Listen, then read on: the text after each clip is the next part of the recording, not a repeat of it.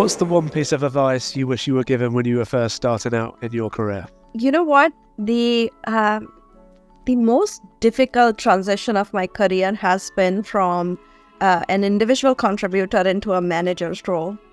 And I tell you, I was almost having an identity crisis back then. And I really wish I had this perspective and somebody would have coached me on this, right? And so this is for everybody who is going through this journey right now is, amongst all the other things that you do as a manager, there are primarily about 3 things that you do. And if you don't do it efficiently, it's going to be a problem, right? And first of all is that, you're almost like a matchmaker in chief. And what that means is you have this raw talent on your team, and it's your responsibility to align that talent with the most impactful initiatives to propel your company forward. And so what is essential in that case is you have to understand where the company is going, the company goals, OKRs, whatever system you have, that needs to be understood. And the way I like to do it is partnering with different domain leaders so you get their vantage point. What is sales doing to propel your company in its direction? What is marketing doing? What's customer success doing? And so almost build that 360-degree view of your company.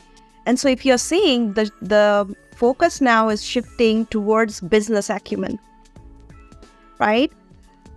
So that's the first thing. Second is that as a technology leader, you can no longer afford to be living under a rock. So you're, as an individual contributor, sometimes you're like that. Now it's all like this. And, you have to make sure that your ecosystem that you have jurisdiction over is healthy. And you are anticipating the needs of your business before they happen. So you are getting prepared. And I tell this to my mentees often that, you are in charge of building this highway where the business can run as fast as they can. And so there cannot be any potholes or speed bumps, which is risks. You have to mitigate those. And the highway has to be as long as it can be. And that is you anticipating the needs of your business. So networking now becomes a big part of your job. And then, you create that peer group where you can see how your other leaders in the industry are doing this. So that kind of interaction becomes really important. And then finally, I'll tell you, if you are a people manager, your number one job is to make next generation leaders. And I tell you, I take this very seriously, and it's primarily a big thing that you have to do. And it's simple, you're planning for your fiscal year. You also plan for upskilling your people, what trainings they're going to have, what opportunities you're going to give, stretch assignments to specific people who now need to grow further and who are showing potential to grow. So all those things are important. And so as you enter into a manager's job, yes, you may not be coding all the time, but this is your focus now.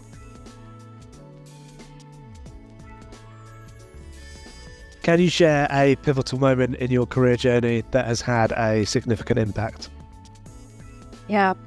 I've had so many pivotal points in my career, but I'll talk about this one thing. It's a very general thing, but it will jive with a lot of your audiences. Is that, I was probably about 5 or 6 years into my journey. I was a developer back then. I was a little senior developer. And I really had this need or aspiration to, have a program managed end to end. And I was sitting on it for a while, and then I decided I was going to speak with my manager and talk to him about this. And, the very next day, he gave me a small program to manage, and it was fabulous, right?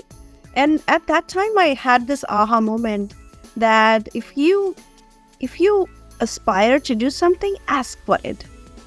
So many of us, I tell you, they just think, oh, they'll just say no. Ask. What's the worst that can happen? And one thing is, if you don't ask, nobody knows what you want. Things are not gonna fall in your lap. So that is one piece of advice, I think. And I learned this very early on, thankfully, out of this experience. And it grows bigger. You keep raising your hand and say, I want to do this. This is a big challenge. Let me take a shot at it.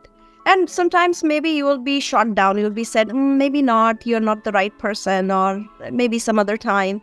But people remember that you are raising hand. And I tell you, a lot of big things have fallen in my lap just with this habit. I was asked to join innovations group, and I got an opportunity to bring in artificial intelligence program in the company. And I had no background on artificial. I had no business doing artificial intelligence, but I did it because I had this trend of asking for things and raising hand.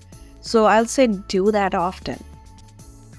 Good. Yeah, I think good on you. I think, if you put yourself forward, then good things will come your way. As you said, you might not always get the answer you're looking for, but overall, it will end up being a positive experience all around, right? Exactly. And I tell you, you are your biggest advocate. Who else was going to come in and do that for you? You have to do it. How do you approach challenges and setbacks in your professional life? And what's your strategies for overcoming those? I'm a little different here, but I'm drawn to challenges. It's almost like I get a new purpose when I solve a challenge. So I seek them. But again, no, everybody doesn't have to do that. Sometimes big challenges, are thrusted upon you. And in that case, I have a few techniques that might be useful to people. The first one is to break down that challenge into smaller chunks.